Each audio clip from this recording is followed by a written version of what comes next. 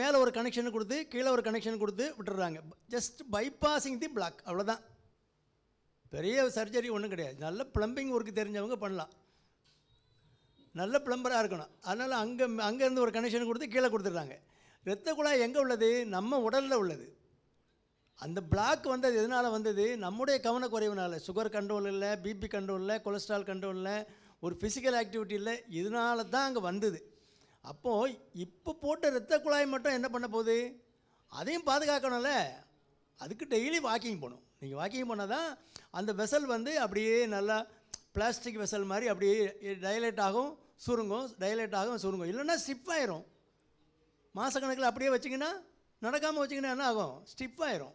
Heart rate கூடணும். நீங்கள் brisk walking போகும்போது ஆட்டோமேட்டிக்காக ஹார்ட் ரேட் கூடும், அந்த வெசல் வந்து டைலேட் ஆகும், சுருங்கும், அது ஹெல்த்தியாக இருக்கும், ஹார்ட் வந்து ஹெல்த்தியாக இருக்கும். இதை கோட்டை விட்டுட்டார் சார். வந்து வாக்கிங் போகிறதுக்கு எனக்கு டைம் இல்லை, இல்லைன்னா கம்பெனியன். நான் முன்னால் அங்கே இருக்கும்போது சார் கூட கூட்டிகிட்டு போயிட்டு வாக்கிங் போயிட்டு வருவேன். ஏன்னா எங்கெல்லாம் போகிறது, அதனால் எனக்கு இது வசதியாக இருக்குன்னு சொல்லி இங்கே வந்துட்டேன். சார் வாக்கிங் போகிறத குறைச்சிட்டாங்க, நிறுத்திட்டாங்க, அப்படியெல்லாம் சேட்டை பண்ணிட்டாங்க. அதனால் அந்த இரத்த குழாய் அது அப்படியே ஸ்டிப் ஆகி போய் ஹார்ட்டுக்குரிய சப்ளை குறைஞ்சனால அந்த மசில் பம்பிங் பவர் போயிடுச்சு.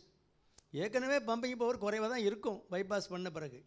அதை மெயின்டைன் பண்ணுறது ரொம்ப முக்கியம். அதனால் எல்லோரும் ஸ்டென்ட் வச்சுருக்கு அப்படின்னோடனே நீங்கள் மக்கு மாதிரி உட்காரக்கூடாது. ஸ்டென்ட் வச்சுருக்குன்னா முன்னால் நீங்கள் நடந்தீங்கன்னா இப்போ ஓடணும், முன்னால் ஓடினீங்கன்னா பறக்கணும், ஸ்பீடை கூட்டணும். ஏன்னா அடிஷ்னல் கனெக்ஷன் கொடுத்துருக்காங்க, நீங்கள் என்ன வேணாலும் பண்ணிக்கலாம்.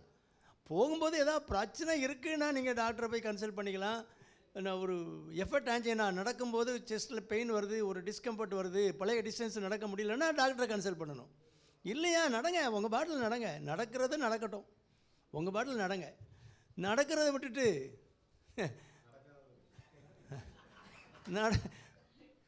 சிலர்கிட்ட சொன்னால் சார் நடக்கிற கதையை சொல்லுங்கள் சார், அது நடக்காது, நான் நடக்கிறதெல்லாம் நடக்காதுங்கிறாங்க. நடக்கலைன்னா இந்த கதையும் நடக்காது.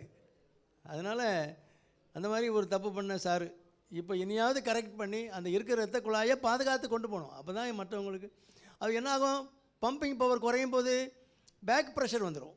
ஹார்ட் வந்து ரிசீவ் பண்ணணும்ல, பம்ப் பண்ணால் தானே, அங்கே பம்ப் பண்ணி போனால் தானே உள்ளுக்குள்ளே லங்ஸில் உள்ள ரத்தத்தை ரிசீவ் பண்ண முடியும். இந்த பம்பு குறையும் போது பேக் ப்ரெஷர் ஆகி லங்கில் நீர் கோத்துக்கிடும். அது பேர் pulmonary oedema. It's a medical emergency. டக்குனே மூச்சு திணறல் வந்துடும், இருக்க முடியாது அப்படிம்பாங்க. சேச்சுரேஷன், ஆக்சிஜன் சேச்சுரேஷன் குறைஞ்சிரும். இம்மிடியேட்டாக ஹாஸ்பிட்டலில் போய் ஆகணும், எமர்ஜென்சி வார்டுக்கு போய் ஆகணும். அப்படி ஒரு ஸ்டேஜ் வந்துடுச்சு அவங்களுக்கு. அதனால் யாரும் ஸ்டென்ட் வச்சவங்க, பைபாஸ் பண்ணவங்க, ஹார்ட்டில் ஒரு ப்ராப்ளம் இருந்து ஸ்டென்ட்டும் வைக்க முடியாது, பைபாஸும் பண்ண முடியாது, நீங்கள் கவனமாக இருக்கணும் அப்படின்னு சொன்னவங்க இவங்கெல்லாம் நீங்கள் ஃபிசிக்கல் ஆக்டிவிட்டி எவ்வளோ முடியுதோ அதை பண்ணிக்கிட்டு இருந்தீங்கன்னா தான் ரத்தம் நல்லாயிருக்கும், ரத்த ஓட்டம், இருதயத்துக்கு ரத்த ஓட்டம் நல்லாயிருக்கும்.